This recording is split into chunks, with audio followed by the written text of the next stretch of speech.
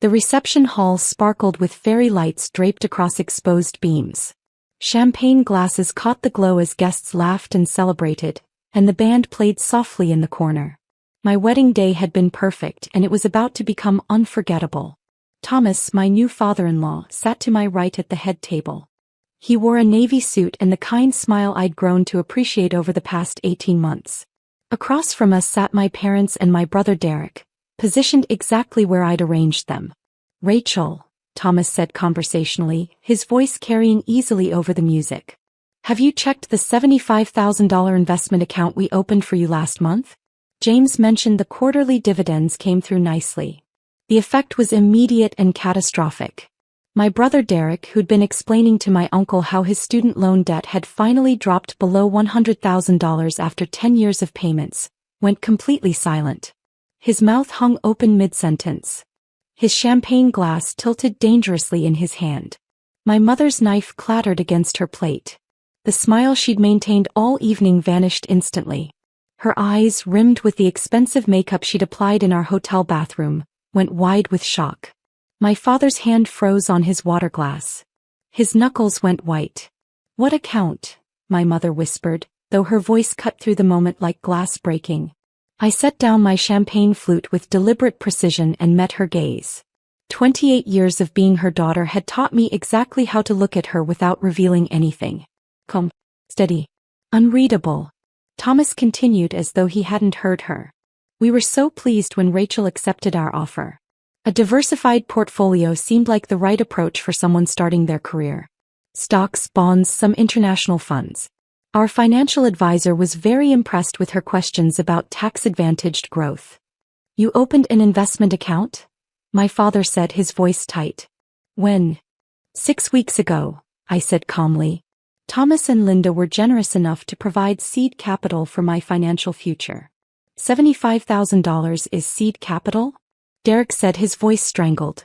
"For someone with Rachel's potential, absolutely," Linda, my mother-in-law, chimed in from Thomas's other side. She wore an elegant cream dress and genuine warmth in her expression. "We wanted to make sure she had a strong foundation. The account is structured for long-term growth with quarterly dividend payouts for her living expenses." My mother's hand trembled as she reached for her wine. Her heavy floral perfume, that suffocating scent I'd breathed my entire childhood, seemed to intensify in the silence. "Rachel, you never mentioned anything about an investment account."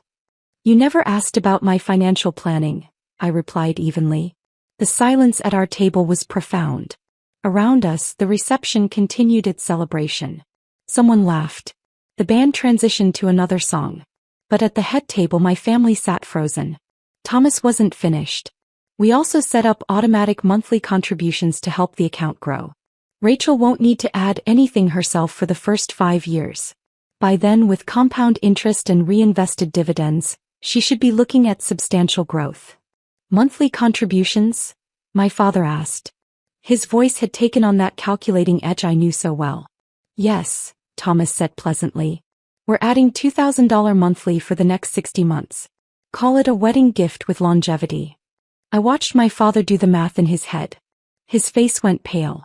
That was another $120,000 over 5 years, on top of the initial $75,000. "That's nearly $200,000 total," my mother said faintly. "Investment in family is never wasted," Linda said warmly. "Rachel has been such a joy to get to know."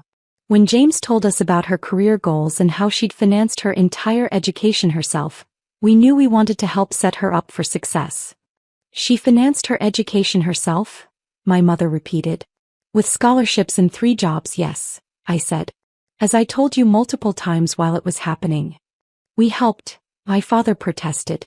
"You gave me $3,000 my freshman year and told me that was all you could afford because Derek's tuition was more expensive." Derek's face flushed red. "My school cost more. That's just math."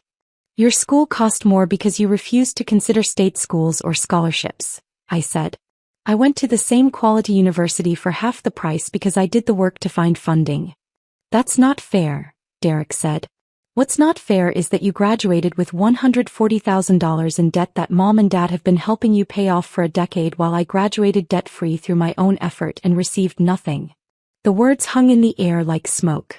My mother's eyes filled with tears. The performative kind she'd perfected over the years. How can you say that? We've always supported you. Have you? I asked quietly. Because when I got accepted to graduate school with partial funding and asked if you could help with the remaining $8,000, you said you couldn't afford it because you were helping Derek with his loan payments. He was drowning in debt, my father said defensively. And I was trying to advance my career. But my needs always came second to his, didn't they? No one had an answer. Thomas cleared his throat. Rachel came to us with a very clear 5-year plan. Graduate school, professional certifications, career advancement trajectory.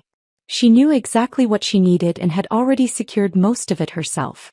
We simply wanted to provide a financial cushion so she could focus on her goals instead of worrying about money. We would have provided that if she'd asked, my mother said. I did ask, I said. Multiple times. For graduate school funding. For help with my car when it broke down.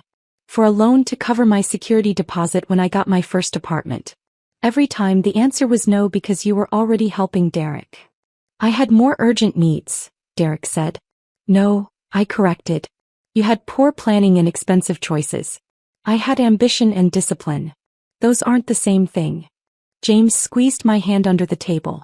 We'd rehearsed this moment. We'd known exactly when it would come. An investment account is a very significant gift, my father said, changing tactics. What did you have to promise in return? Linda's expression cooled instantly. I beg your pardon? I'm just asking what expectations come with that kind of money, he said. The expectation that she'll continue to be the brilliant, hard-working woman she already is, Thomas said, his voice turning to steel. Nothing more. People don't just give away $75,000, my father insisted. People who love their children do, Linda said quietly. And Rachel is our daughter now. The rebuke was devastating. My mother actually flinched. This is very generous, my mother tried, her voice shaking. But surely this was something that should have been discussed with us first. We're her parents. Rachel is 28 years old, Thomas said. She doesn't need her parents' permission to accept a gift or make financial decisions. But we have a right to know what's happening in her life, my father said.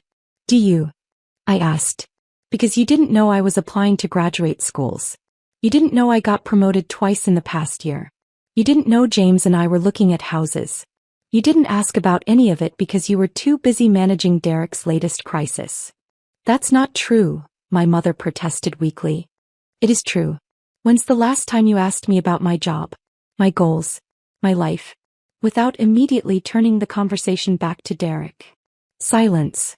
The photographer who I'd specifically instructed to document everything at the head table, captured it all.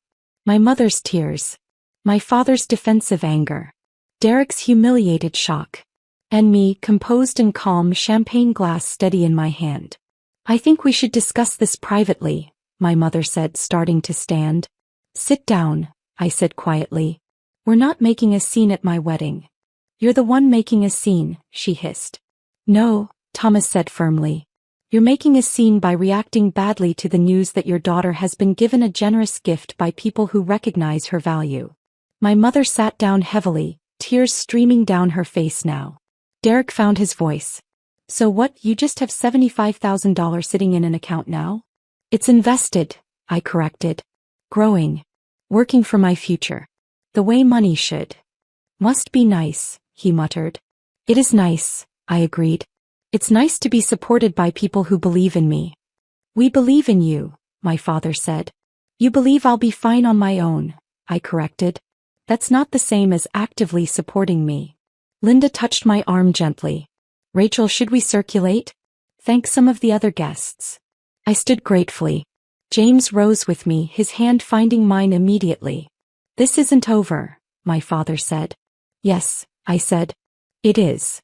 As we walked away, I heard my mother's sobs increase in volume. Designed to draw sympathy.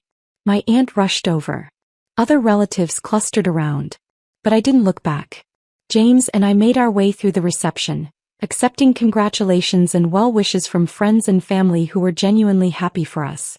I danced with Thomas, who whispered, "You were magnificent." I danced with James, who held me close and reminded me I was safe now. I didn't dance with my father. He didn't ask. 2 hours later, as the reception wound down, my mother intercepted me near the exit. Her makeup was destroyed from crying, her carefully styled hair coming loose. Rachel, please. We need to talk about this. There's nothing to talk about. You can't just accept that much money from people you barely know. I've known them for 18 months. That's longer than you've paid attention to me in years. She recoiled as if I'd slapped her. That's cruel. It's honest. There's a difference. We're your family, she said desperately. We love you. You love the idea of me, I said. The daughter who doesn't need anything. Who figures everything out on her own. Who never causes problems or asks for help. But you don't love the real me because you never bothered to get to know her. That's not fair, Derek said, appearing beside her. We've always been there for you. You've been there for Derek, I corrected. I was just expected to handle myself. Because you could, my father said, joining them. You were always so capable. Derek needed more support. And I didn't need support? I asked. I didn't need help with tuition or car repairs or moving expenses, or any of the 100 things you helped Derek with? You managed fine without it, he said. I managed because I had no choice. But I shouldn't have had to. My mother grabbed my hands. Please don't let money come between us. I gently pulled away. Money isn't coming between us. Your choices came between us. The money just made it visible. We can fix this, she pleaded. We can do better. Can you? I asked. Can you genuinely treat me as equal to Derek? Can you celebrate my success without resentment? Can you support my future without feeling like it takes something away from him? She had no answer. I didn't think so, I said softly. James and I left the reception. In the car, he held my hand as we drove to our hotel. You okay? He asked. I'm perfect. My parents really committed to the plan. They did. And I'm grateful. We'd coordinated with Thomas and Linda weeks ago. They genuinely wanted to help me financially, but we'd all agreed that announcing it at the wedding would force my parents to confront their decades of favoritism. Do you think they'll ever understand? James asked. No, I said. They'll paint themselves as victims. Tell people I chose money over family. But I know the truth. What's that? That I didn't choose money. I chose people who actually value me. We spent our wedding night talking about our future. The house we'd buy with help from the investment account. The careers we'd build.